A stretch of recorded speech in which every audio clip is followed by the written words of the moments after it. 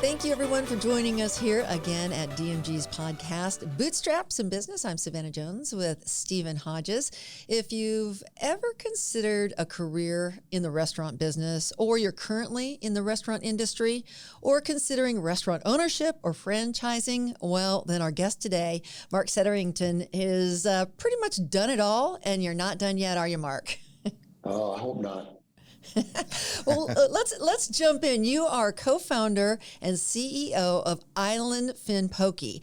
Let's just find out a little bit about how you got into the restaurant business, and then we'll jump into where you are now and some of the challenges you faced along the way and what it looks like in the future for you. Sounds good. So, the restaurants are all I've done since age 16. My first job was I was a dishwasher at an Elias Brothers Big Boy in Grand Rapids, Michigan, and thought it was the greatest job ever. Got promoted after a month to line cook, and I thought I was pretty cool. So, yep, didn't realize all the zits that came with the grease from the kitchen, but I was willing to deal with it. So you were on your way to the big bucks then. Yeah, for sure. So I went to Michigan State, worked my way through college in restaurants, got a degree in purchasing, and when I got out of college, everyone I interviewed with for purchasing wouldn't hire me because they wanted experience, and my experience was in restaurants. So I took my first salaried manager's job at a restaurant chain called The Ground Round, and I thought it was the greatest job ever. It taught me a lot. I've taken something from every place I've ever worked, and no regrets, and always look back on my jobs with fondness. Well, let's talk about some of the other restaurants that you managed along the way, because you've been with some big brands, and like you said, you've taken away something from every single one. So let's talk about some of those big brands and some of the things you've taken away from each of them. And I think one of the restaurant brands that really made a mark on me was Applebee's, and that was, back when Applebee's was Applebee's, right? When I started with Applebee's, there were 3 restaurants in Michigan, and now there are probably 30. So, but it was the things that I liked about Applebee's were really strict systems, methods, and procedures, right? I loved it. I loved the organization. I loved the detail.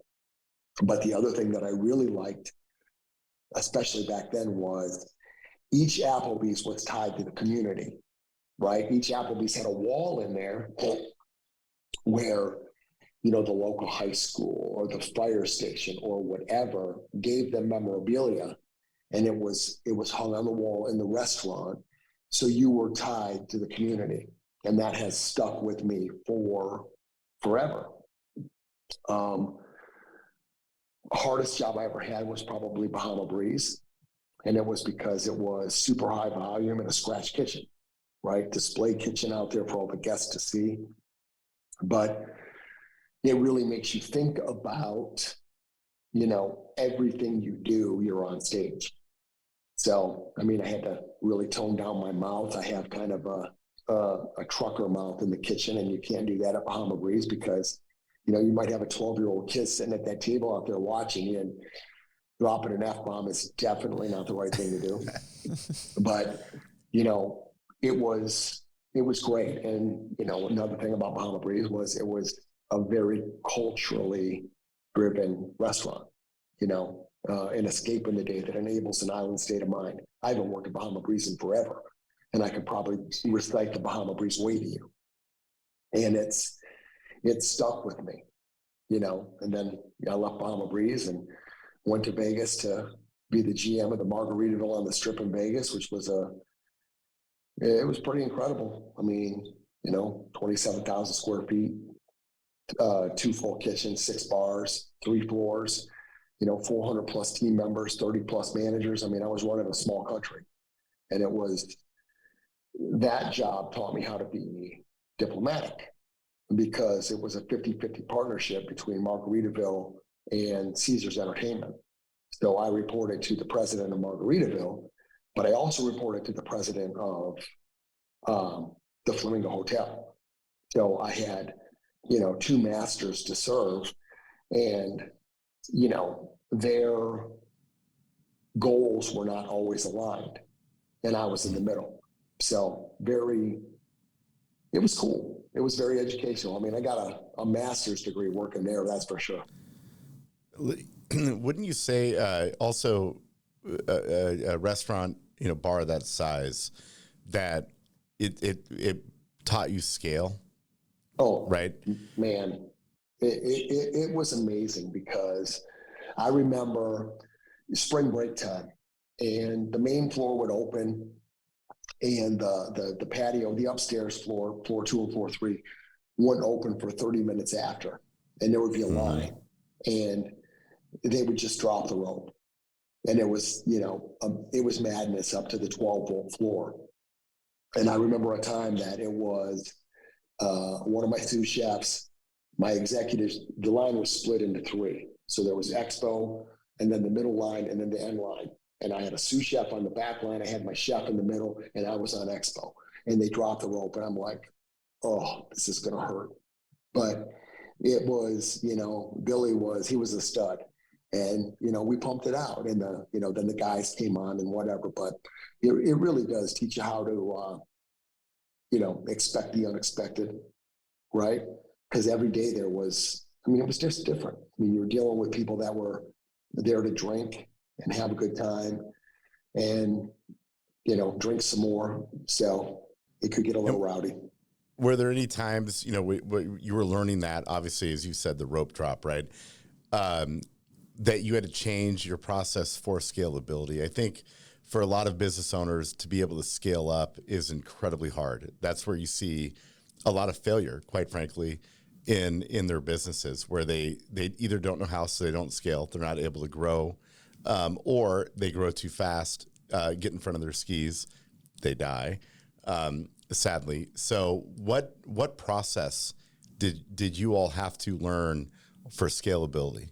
And you might want to apply that too to Island Fin. Absolutely. Because you're there now. Yep, absolutely. Well, that's where I was going to go. What it comes down to is when I was at Margaritaville, one of the things that Caesars brought in they were very focused on these Kaizen events, and it was simplifying process and eliminating unnecessary steps. And I'm a lifetime restaurant guy, and these casino guys are telling me how they're going to make my restaurant better. And I'm like, yeah, right. But it was a requirement. So we did it. And what we found was, we were able to trim table turns by like 5 minutes. And when you're on a wait from open to close, 5 minutes per table turn turns into dollars. So how that translates to what we're doing now is you have to really look at all process and see if it's necessary, right? And I think one of the things I like about what we do is we don't have a huge cumbersome infrastructure, right? Our team is very small, which means we're very fast moving. So if a franchisee comes to us and says, hey, Mark, what about X? We can put it through the paces pretty quickly, and we can pivot pretty quickly.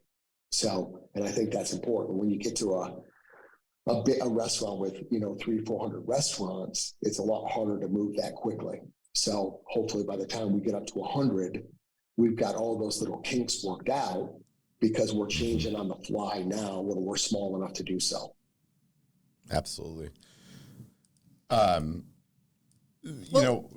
Let's just get back to Island Fin. Let's talk about how you went from working corporate and then starting your own restaurant, and then the next step into franchising. So I was working a job in Vegas. I had 5 restaurants in Southern California. I had 5 restaurants in Vegas. And when I was at my restaurants in Southern California, poke was on every corner. So it was simple. It was really flavorful. It was easy. So my original partner, Paul, called me up and basically said, I quit my job of 20 years. He was at Bahama Breeze for 20 years. And he said, I quit my job. What are we going to do? I was like, holy heck, what are we going to do? And so we flew Paul out to LA, and I took him to all of the places that I liked. And I took him to all the places that I didn't like, because I thought that if you were going to do this, you have to look at the good and the bad, right? Because you want to learn from other people's mistakes or where their shortcomings are so you don't make the same mistakes. So we, drove the 4.5 hours back to Vegas. And on that trip is when we really, created the plan. And I had been working this in my head, the whole time that I've been going to Vegas, recipes and whatnot. We developed all the recipes in my kitchen in Las Vegas. And, every time we were coming up with a new sauce or a new thought, I would invite my friends over and, food and tequila, they were there. I mean, the house was, brimming with people that were ready to give their opinions. So it was, very much a love affair. And we decided to do it in Orlando because there wasn't much competition. So we thought we could have home field advantage. Paul had lived here forever. And, we found a restaurant, a space that was close to where we wanted the kids to go to school, and we could own the community. And realistically, Winter Springs just blew up. And we were approached by a company that wanted to help us franchise. And, no looking back, we sold our first franchise in 2018, opened our first franchise in 2019, and, just got back last week from opening number 26 in Clarksville, Tennessee. So it's been a ride. That's a great ride. It's funny, you had said something, I think it was Paul, he learned by mistakes others were making. In my life, I remember I had a gentleman that, really dear friend of mine too, I'm not going to drop his name, but I was working underneath him, and he's like, well, you're really getting a lesson. He was going through some trouble, right? And things were good. And he goes, are you learning a lot? And I'm like, yeah, I'm learning, more importantly, what not to do. And I mean that, and I didn't mean it rudely, but I think that's an important thing for people to hear. You can learn what to do, but more importantly, you can learn what not to do. And usually we get that experience by life slapping us right in the face. Sometimes it's better to watch somebody else get slapped in the face and go, I don't think I'm going to do that, right? And that it sounds kind of like what you did. And I think that has got to be a tune-up for your success, part of it, right? I agree. Yeah, failure is definitely part of the process, right? Mm-hmm. I don't know that you can understand fully what success looks like if you've never fallen down, right? I mean, it's how do you learn how to ride a bike? You Absolutely. fall down, you brush yourself off, you get back up and you do it again. You don't fall down off the bike and never do it again, right? So you have to stumble, and then you have to learn from it and you get back up and don't do that again. Absolutely.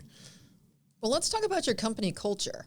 You mentioned, I think it was Bahama Breeze, or is it Ground Round? Ground Round had the sign, I'm getting confused because we talked to someone who had the sign. And tell me about your sign and your company culture. Bahama Breeze was the restaurant that was really culturally based. Okay. We have a sign in every one of our restaurants that says, no friends, just family, Ohana. And it's just how we treat people. And it's funny because we hired a new branding agency. They came to the conference and they asked the franchisees a bunch of questions about who we are, who they think we are, who our guests think we are, whatever. And they came up with a brand new tagline for us. And it goes along with everything that's important to me. And it's that the tagline is Ohana, it's just how we bowl. So it's cute. It's super cute, but it goes to exactly who we are. The family is everything. And the restaurants that understand, like we just opened Clarksville, Tennessee. Clarksville, Tennessee is a relatively small town, 180,000 people. But Chelsea, Jeff, and Jeff had built such a community on Facebook pre-opening that when they announced the free bowl day and when they announced the grand opening, it was like just boom, right? It was our second busiest opening ever. The weather was in the morning, it would be 24 degrees to 40 degrees, rain. It was gooey. It was gross. Our second busiest opening ever. And it comes to the community that they developed pre-opening, right? And it's when you believe in exactly what we're doing, the Ohana, that part of it, the community embraces you, right? I mean, I have franchisees that are struggling, and it's painful, right? But you got to look yourself in the mirror sometimes, and you've got to say, is it the brand or is it something I'm doing, right? Because you can't have a restaurant in Clarksville, Tennessee, where it's 24 degrees and cold and gross, doing, $3,000 to $4,000 a day, and not think it's the brand, right? There are so many things that make us strong, but the Ohana part of it, that's the secret sauce. But that tagline I love. I mean, when I saw that, I was like, that's good, And I think that it speaks to who you all are. And to your point, you may have franchisees that are going to fail, but that's the opportunity that we just spoke of. Failure is a learning opportunity, right? Failure is a way to get better. And proof is, you're in a small community, one of your franchisees, they're doing pretty well, it sounds like. Yeah. Right. So they're doing something right. What are we doing wrong over here? And that is where you all can come together as family, as a community, to say, all right, we what are we doing wrong? We can get better here, and we can learn from each other. Mm-hmm. And which I think that's different than most other franchises I've ever heard of. A lot of them don't talk. You have no idea, what so-and-so is doing in Clarksville versus, Hillsboro, Oregon, for example. They don't even know each other. That is really unique that you all are doing it and seeing the success that comes with it, right? Which it goes to proof of your community, not only with the customer, right, or the employees at one location, but all franchisees. That's highly important in the success of your business, just as an outsider looking in, I would think. Super important. Yeah. In the restaurant industry, a lot of people don't understand the restaurant industry that's been your career for pretty much your entire professional career. A lot of people just want to do that community thing or family thing. Look, if I open a restaurant, serve good food, have good service, it's all going to be okay. That's not the case. That's not the case. I know because of your experience when you did open Island Fin, you went in full systems and processes. Let's talk about that and the importance of that. Yeah, when we opened Winter Springs, we were only going to have a couple of restaurants, and work with our kids and whatnot. But we opened it like a corporate store because that's where we came from. So we had prep lists and opening checklists and mid checklists and closing checklists and a safe log. And I mean, we had a checklist to make sure we were doing the checklist. And, I remember when the health department guy came in that first time and he's looking at all of these lists and our temperature check and our portion test and all of this stuff. And he was like, you guys worked for Darden, didn't you? Because Darden was, it was military. And, I took that as a compliment. Because then when it was time to move on and to scale, you've already got those processes in place. And that's what's important. It's making sure that, the food has got to be the same in Worcester, Massachusetts or Salt Lake City, Utah. So super important. Right. I mean, back in the day, mom and pop was great. You literally could open up a restaurant and rely on family and friends and good food and good service and clean tables and clean silverware. But it's a business and it has to be run like a business. That's a fact. And it's, when I talk about Island Fin, I mean, I say it's easy to execute, right? It is easy to execute. We have a ton of high school kids that work for us, first jobs, whatever. It doesn't mean restaurants are easy because restaurants aren't easy, right? You can't have these super high highs or these low lows. I mean, it's Thanksgiving week, right? And that means that most of our restaurants are going to be slow.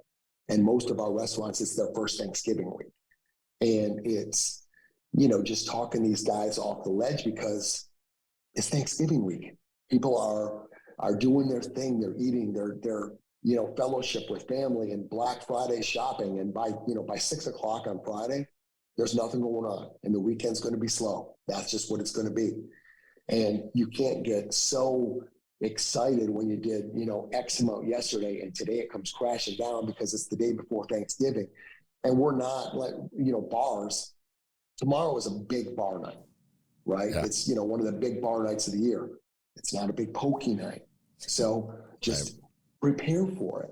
So it's, you want to celebrate those small victories, but tomorrow's a new day, and last year at the conference, we had this big, 4 by 8 foot banner in the front of the room, and it said, "Success is never owned, it's rented, and rent is due daily." Because if you don't come to work tomorrow and put in the work, you're not going to be successful.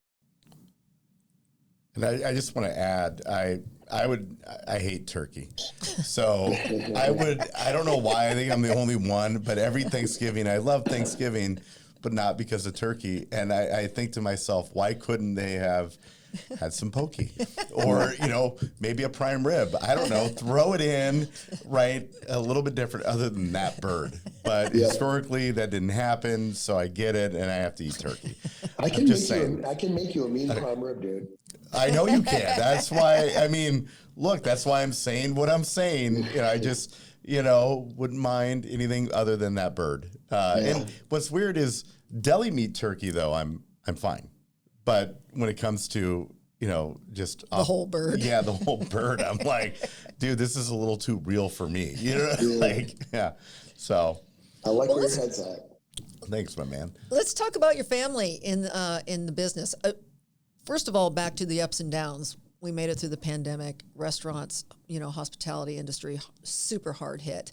A lot of restaurants closed, giving a lot of people who had aspired to the industry opportunity to open doors and moving on and franchising and growing. So there is opportunity for growth. And like you said, the ups and downs, but you have made this also a family endeavor.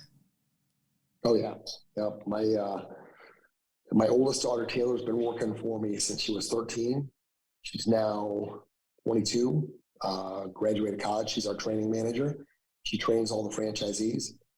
She goes to every restaurant opening, trains all the teams. My other daughter, Zoe, is our operations support. And she's the POS expert. She can run a restaurant as well as anybody. And then Morgan, our marketing manager, I've known Morgan since she was probably 7 years old. So very young, but incredibly enthusiastic about what we do. And they love going to the openings because when we're at openings, after free bowls on Saturday from 2:00 on Saturday until Monday morning at 8:00, we're off. So they like to explore. Nashville, that was a city, man. Some good food. We ate and then we ate more. And we could have kept eating. So it's been good. It's for me being a restaurant guy, I didn't have a lot of time with my kids when they were younger. And now that, we're doing this, the whole reason behind this was so that we had time with our kids. And now seeing that, the kids are into the business and helping us grow the business is just like, super proud dad moment. That's really cool. Yeah. Just for the record, I'm not allowed in Nashville. I'm on not because of anything I've done, because of what I might eat, the eating portion. I'm on a bit of a restricted, diet. So apparently that's off my list for a while, That was probably of all of our openings, that was probably the best eating opening. It was, the food down there is something else, dude. Yeah, I know. Everybody's told me. Yeah, you won't get to find out. No, they also told my wife, and she's like, "We're not going there for a while." Okay, yeah, Hey, tell us. You told me a story. Tell us. Was it New York? I believe a little trip to New York. Maybe a run-in with the Coast Guard. Can we talk about that real quick? Sorry to digress, but it was. I thought it was amazing. I don't know if I'm like father of the year or worst father ever. So we opened Greenwich, Connecticut. And after we got done with Greenwich, we got on a train and went to the city. And we spent 24 hours in New York and we walked like 20 miles. So on Sunday, we went to the 9/11 Memorial. And afterwards, number one, the 9/11 Memorial, if you don't come out of there choked up, you're not human. So we left the 9/11 memorial and needed coffee. So we walked to the Starbucks, and we followed in two Coast Guard boat crews. And we started chatting them up. I bought their coffee and, completely just embarrassed the girls and, basically said, my daughters, they're available. What are you boys looking for? Trying to get, make a love connection. By the time we left Starbucks, the Coast Guard boys had followed Island Fin Poké on Instagram because I'm very good at talking up the brand. Beautiful. And the girls went in on the back end and had stalked the boys. And, one thing led to another. They're DMing, and now, Taylor is dating Christian, one of the boat drivers for the Coast Guard. And, it's, I'm 1 for 1 on making that love connection. Well, I just want to point out, though, that you went from father to wingman, like in a nanosecond. And I'm a team player, dude. Yeah, I mean, that, I don't know. I think you have to reward that. I don't think I could say you're a bad father. I think you quickly assess the situation. Christian's in the Coast Guard. You're like, yeah, pretty good dude. I don't need to look at his social media. I got him right here. And I think you made the call. And for that, you should be rewarded. I like where your head's at. Yeah, thanks. So now the next mission is Morgan and Zoe. Yeah. So I will. I'm working on that. I'm working hard. Let's see what we can do. I thought Nashville was going to be good for me. Yeah, you're a couple of cowboys. You're a spur of the moment wingman. I'll send my other single friends to you too. And I got you, dude. Yeah, just send them down. Say, hey, go see my guy. He'll take care of you. You won't expect it, but it will happen. Yeah, right. I think that's another business we can do. We're not franchising that one though. That one's got to that's just for passion. Right. Well, what does 2023 look like for you? What's coming up in the new year? Oh man, I just hired a vice president of operations, so we're going to expand the infrastructure some. In the first 4, 5, 6 months of the year, we'll open 7 locations. I said earlier, we just signed on with InnoVision, a branding and marketing agency, and they've got just a ton of stuff in the works for us. I couldn't be more excited about that whole deal. I think that 2023 is going to be stupid. I mean, legitimately, I think we're doing pretty good. We've got some restaurants that are not doing good. They're struggling a little bit, but 2022 was our first year without pandemic and whatever. So we're just really kind of feeling ourselves and seeing what we're capable of. And we've had a lot of restaurants do very well this year. And I think that with InnoVision's help, I mean, it's going to be crazy. 2022 is going to be legit, or 2023 is going to be legit. Well, I think, just speaking to InnoVision, I mean, a little plug for them. They are pretty amazing. Really good group of people, great in business, but better human beings. So you're going to get a lot of passion from that group. So I think that's one of the best moves a business could make. Well, and the fact that as much as we chose them, they chose us, right. And the fact that, we're one of only a handful of clients that Rick personally works on. And, when I see that call on my calendar, it's like I get, giddy like a little schoolgirl because I look forward to those calls. Every person that I've come in contact with that group is just quality. And I just, I adore them. Yep. Yeah, they definitely bring it. Yeah, it's going to be awesome. So, hey, quick question. So I know going back, it was 2018, things were going well, and then the pandemic hits, right? Mm-hmm. Which was a gut shot to not only every business, but in particular to restaurants. I mean, especially the first, 2 to 3 weeks, I have a lot of friends that like, we're done. We're not going to make it.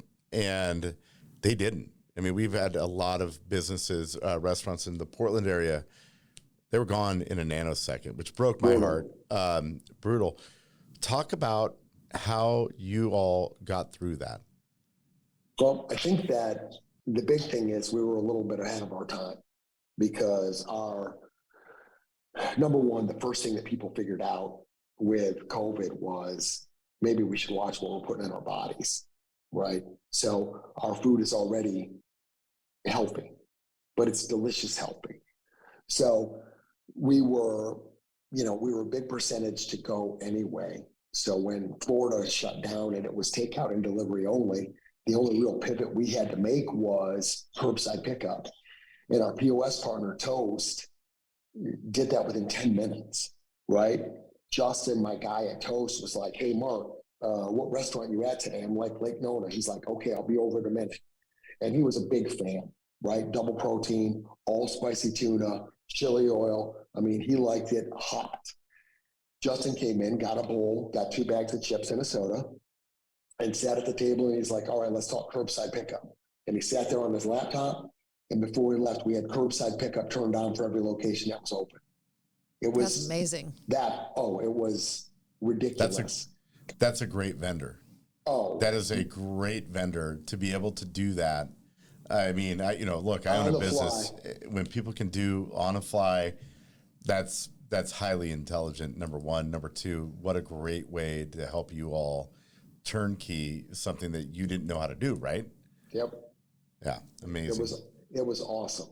And, it helped because, there were areas like, Jim in Worcester, when Jim came up on his 1-year anniversary, which would have been July of 20, and there was still no dine-in, right? So we went up for his anniversary, and it was still takeout and delivery only, and they could have outside seating. It was like, not every place was like Florida, where, Correct. we got open relatively quickly. So the curbside was a big deal, especially up in the Northeast, where, they got hurt pretty good from COVID. And, we lost a restaurant. We lost Wilmington, Delaware. They it is what it is. I mean, I think every chain probably lost some restaurants, and, it was a little whatever painful, but, I think everybody learned from it, and, we're better for it. What would you say from 2020, the pandemic, and calling it just 2020 is not really doing it service. I mean, it's still, not going as like it was, but I mean, the last 2 years, what would you say your biggest takeaway from that moment as a business owner, what that would be? I think that it comes down to what we believe every day, and that's that Ohana sign in the restaurant, right? And why do I say that? I say that because the restaurants that already had ties to their communities, Winter Springs, Lake Nona, Worcester, and Wesley Chapel, we were the only 4 restaurants that were open, Island Fin wise, pre-pandemic. And we did pretty well through the pandemic because we already had relationships built within the community. And what people decided during 2020 and even early 2021 was they had to really choose where they were spending their money, right? And they would pick the places that they cared about. Now, a lot of restaurants did very well during the pandemic, but they could have turned their back on us and went to the big boys where they were getting deals and whatnot, but they didn't. And what we saw a lot of was our guests were not using their loyalty points, right? It was, no, Mark, I'll pay for this. We'll deal with the loyalty when we get through the pandemic. Or they would buy gift cards just to put money in the bank account, right? It was the way the community really got on board behind us was fantastic. And, those restaurants also did a lot of, feeding emergency rooms and feeding hospitals and whatnot, where we would just take 40 bowls down and give them to the doctors and nurses and thank them, because that was the right thing to do. So I think that the restaurants that really tie themselves to their community are the restaurants that are really going to survive. And, I actually agree with that. I think in Portland, we saw, I don't have the facts on this, so I may be just completely out of turn here, but what I remember seeing, and the ones that are still around, they were seemingly the restaurants that were really tied to the community. Whereas the ones that were just a really good restaurant, right, they struggled. But, the tie wasn't really there. And so I agree with that. And I think that's an important takeaway for anybody, watching this, start a business or otherwise. It's like, yes, get into your communities, right? Make the tie with them, not because, for selfish reasons, because it's the right thing to do. For example, taking the bowls to the nurses, the doctors, they're working, they're overworked. We all saw the imagery with their, the mask, indenting their face, basically putting a permanent tattoo on. I think that's really important as we look at things, as business owners. How do we tie our communities? And I what you just hit on, I want to make sure there's an exclamation point there for anybody that's watching this. That's absolutely, I believe, the truth. So it's good. If your business is transactional, it's only going to go so far. There has to be an emotional tie to you, your guest, and your community, and it will it just makes everything more meaningful. Absolutely. Yeah. Well, there's always some high school to reach out to. There's always somebody in need in the community, and like you said, it's based on community and relationships, and it's kind of reciprocal. You reach out and people reach back. That's a fact. Yep. I think that was the Red Bull. They kind of changed it up a little bit, but Red Bull, they did, they couldn't advertise to high schools, right? The students, so they went through the marketing teaching, department, and would teach the kids how they do their marketing to hand them free Red Bull. And they ended up, that was their actual plan. But because they were teaching how they were marketing they were the workaround. That was the 90s. I was in high school when that happened. I remember Red Bull coming in. I'm like, this is kind of weird. Thanks for the free Red Bull, and I couldn't sit still for the next 8 hours. It felt like so. Way to get me addicted to your product. Just dirty. I like it. And it was very. I actually, part of me was like, that's really gross, but yet at the same token, I'm like, that's brilliant. I'm just going to do that. Yeah, there you go. It's funny. Well, we're looking forward to staying in contact with you and seeing what happens in 2023. When's your next store opening? What does that look like? Do you have something on the horizon? Oh, yeah. We leave Monday right after Thanksgiving to go to Smithfield, Rhode Island. And then the week after that, we'll open Tallahassee, and then we're done for the year. We'll open next one. For 2022, you're done for 2022. 2022, yeah. And then what number would that be? Is that 28? 28, yep. We'll end the year at 28. So, all right. So next year, this time, right before Thanksgiving, where you got to come back on, and we look at it should be 60. We should no pressure. Oh, I'm hoping for 40. All right. So I'm just giving you a hard time. And maybe one engagement and another new relationship. All right. Oh, you might be a father-in-law by then. Who knows? Shut your mouth. I know, dude. You like shut your mouth. Wow, why would you do that? Look, think big. You're talking to the best. Yeah, you're talking to the best wingman that a daughter, a daughter could have, and then you threw that out there. I mean, horrible. Well, it could be bigger. How do you end up getting one in the Portland DMA? How do we, can we? Oh, need to find me a franchisee out there. Yeah, definitely. Man, I'm going to post very well in Oregon. Yeah, I mean, I need one right around the 185th area, Sunset Highway. I've had your stuff, so I know. There's a reason I'm asking. So you guys just need a road trip to Florida and come visit. That actually is, doable. Doable. I mean, you had me a bowl. I mean, actually, just order what that guy had. That developed your, Jason. Just order that. Call it the Jason. We'll make it a product. That's great. No. Well, Mark, thank you so much for joining us. We appreciate it. Happy holidays, and we'll be touching base in a year. We'll keep our eye on Island Fin Poké.